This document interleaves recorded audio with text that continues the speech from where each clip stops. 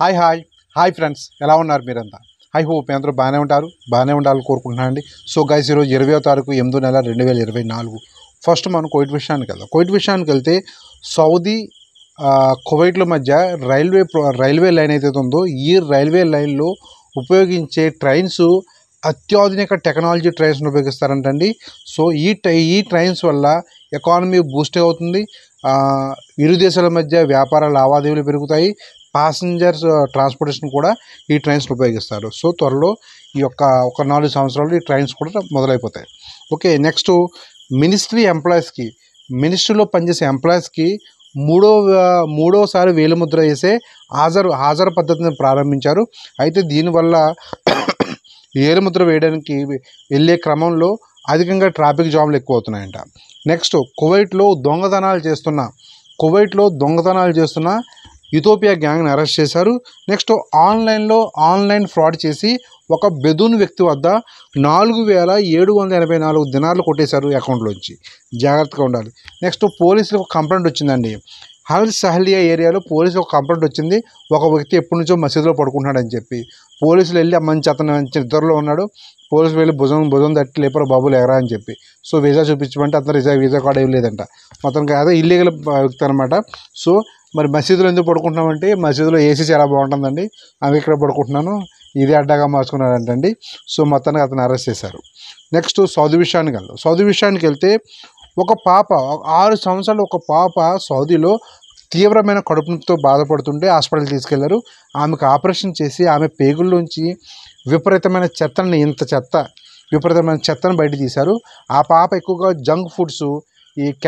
Junk foods లాంటివి, chips packet లాంటివి తింటుందంట. అవి సరిగా అరక్క పేగుల్లో చెత్త పెరిగిపోయింది. మనలో కూడా మన పిల్లలు ఎక్కువగా చిప్స్ తింటూ ఉంటారు కదా. సో అటువంటి వాళ్ళని అవాయిడ్ చేయండి. నూడిల్స్ లాంటివి టేస్టింగ్ సాల్ట్ ఎక్కువ వేస్తారు, అలాంటివి తినకూడదు. మీ పిల్లలు కూడా అవాయిడ్ చేయండి.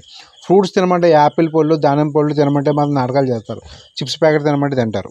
సో తర్వాత రీసెంట్గా నాకు ఒక మిత్రుడు తెలియజేశాడండి. అదేంటంటే, సౌదీలో 7 పాకిస్తానీ వ్యక్తులు ఒక సౌదీ అమ్మాయిని రేప్ చేసి చంపేశారంట.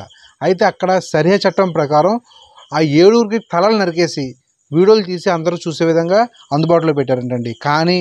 కానీ మన దేశంలో ఒక డాక్టర్ని రేప్ చేసి చంపేస్తే ఇంతవరకు ఎటువంటి సెక్షన్లో ఏమీ లేవు. ఇంకా ఎంక్వైరీలే. రేప్ చేసిన మాత్రం రేప్ చేశాను, ఏం చేస్తారో చేసుకోండి అని పబ్లిక్గా చెప్తున్నాడు. సో చూడండి, కళ్ళలోంచి రక్తం ఎప్పుడు వస్తుందండి? కళ్ళలోంచి ఒక వ్యక్తికి రక్తం వచ్చిందంటే బాడీలో ఎంత భారీ విపరీతమైన పరిస్థితులు ఉంటే కానీ కళ్ళలో రక్తం రాదు. అలాంటిది ఆ అమ్మాయిని రేప్ చేస్తున్న టైంలో కళ్ళలో రక్తం వచ్చేస్తున్నా కూడా వదలలేదంట. బాడీలో 150 ml స్పామ్ ఉందంట. మరి ఎంతమంది రేప్ చేస్తే ఆ అమ్మాయికి ఆ బాడీలో అంత స్పామ్ ఉంటుంది? చూడండి ఎంత దారుణమైన చట్టాలు. సో చట్టాలు మారాలని చెప్పి అందరూ కోరుకుంటున్నారని మనం కూడా కోరుకుందాం. అంటే రేప్ చేసిన వాళ్ళని ఏమీ పీకలేరు అన్నట్టుగా ఉంది చట్టాలు. సో చట్టాలు మారాలని కోరుకుందాం. నెక్స్ట్, యూఏ విషయానికి వెళ్తే నిన్న బ్లూ మూన్ కనపడిందండి యూఏలో. చాలామంది చూశారు, నాకు మిత్రులు కూడా ఫొటోస్ పెట్టారు. వర్షం పడుతుందని చెప్పి వార్తా కథనాలు అందుతున్నాయి యూఏ అంతా. సో వర్షం పడుతుందా లేదా? చాలామంది వర్షం పట్టలేదని కామెంట్ పెడుతున్నారు. వర్షం పడితే కొంచెం కామెంట్లో పెట్టండి. సో నెక్స్ట్, డొమెస్టిక్ వర్కర్స్కి యూఏలో ఉన్న డొమెస్టిక్ వర్కర్స్ ఎవరైతే ఉన్నారో, హౌస్ మేట్స్ ఎవరైతే ఉన్నారో, గృహ కార్మికులు అంటే లేడీస్ మాత్రమే కాదండి, జెంట్స్ కూడా వస్తారు, డ్రైవర్స్ కూడా గృహ కార్మికులే. అయితే వీరి యొక్క సమస్యల్ని ఎంప్లాయర్ త్వరగా క్లియర్ చేయాలని చెప్పి ఒక కొత్త చట్టం తీసుకొచ్చారు. నెక్స్ట్, వామన్ విషయానికి వెళ్తే హార్ట్ ట్రాన్స్ప్లాంటేషన్, గుండె మార్పిడి, అంటే ఒక గుండె తీసి ఇంకో గుండె పెడతారు కదండి. ఈ హార్ట్ ట్రాన్స్ప్లాంటేషన్ ట్రీట్మెంట్ త్వరలో వామన్లో ప్రారంభం కాబోతుంది. నెక్స్ట్, వామనీస్ అందరికీ కూడా పాకిస్తాన్లో arrival on visa. So GCC వాళ్ళందరికీ ఉంది, కానీ వామనీస్ కూడా పాకిస్తాన్లో అక్కడ దిగి వీసా తీసుకొచ్చారనమాట, కొత్తగా ప్రకటించారు. తర్వాత మంకీ ఫాక్స్ వామన్లో అయితే ఎటువంటి నమోదు కాలేదు. నెక్స్ట్, ఆగస్టు 23వ తారీఖు రోజున మనకి బౌసర్లో బ్లడ్ డొనేషన్ క్యాంపెయిన్ ఏర్పాటు చేశారు. ఆగస్టు 22వ తారీఖున మెగాస్టార్ చిరంజీవి గారి బర్త్డే పురస్కరించుకుని ఈ యొక్క బ్లడ్ డొనేషన్ క్యాంపెయిన్ ఏర్పాటు చేశారండి. వివరాలు మీకు డిస్ప్లే అవుతున్నాయి, ఫోన్ నెంబర్ కూడా ఉంది. ఎవరైనా డౌట్ ఉంటే మీరు కాల్ చేసి కాంటాక్ట్ అవ్వచ్చు. బహ్రెయిన్ విషయానికి వెళ్తే 157 ఇల్లీగల్ వర్కర్స్ని డిపోర్ట్ చేశారు బహ్రెయిన్ నుండి. అంటే ఆగస్టు 11 నుండి 17వ తారీఖులోపు అయిన చెక్కింగ్స్లో దగ్గర 15 జాయింట్ క్యాంపెయిన్స్, 567 ఇన్స్పెక్షన్ జరిగాయి. 41 మంది ఇర్రెగ్యులర్ వర్కర్స్ని అదుపులో తీసుకున్నారు. 157 మందిని డిపోర్ట్ చేస్తున్నారు గవర్నమెంట్ వాళ్ళు. అంటే వీసా లేని వారిని వెతికి జల్లెడ పట్టి దేశ బహిష్కరణ చేస్తున్నారు. సో నెక్స్ట్ ముర్రాక ఏరియాలో కూడా ఇద్దరు, క్యాపిటల్ గవర్నరేట్లో ఒక 9 మంది, నార్థన్ గవర్నరేట్లోకి 2, సౌత్ గవర్నరేట్లోకి 2 కూడా ఈ ఇన్స్పెక్షన్లో డిపోర్ట్ అయ్యారు. సో నెక్స్ట్ ఈజిప్ట్ వ్యక్తి తన భార్యని హత్య చేశాడండి బహ్రెయిన్లో.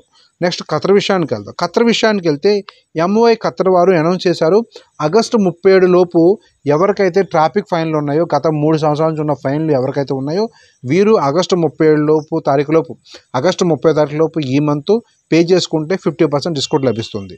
నెక్స్ట్ ఈ ఇయర్ డిసెంబర్ 31 ఈ సంవత్సరం 2024 ఈ సంవత్సరం డిసెంబర్ 31 నుండి 3G సర్వీస్ సేవలు అన్నీ క్లోజ్ చేసేస్తారు. ఓన్లీ 4G సర్వీస్ మాత్రమే ఖతర్లో. నెక్స్ట్ నమాజ్ చేసే టైంలో పొరపాటున ఎవరికైనా కానీ హెల్త్ ఎమర్జెన్సీ ఏర్పడితే అతనికి ఆ టైంలో అంబులెన్స్ వచ్చేలోపు ఎటువంటి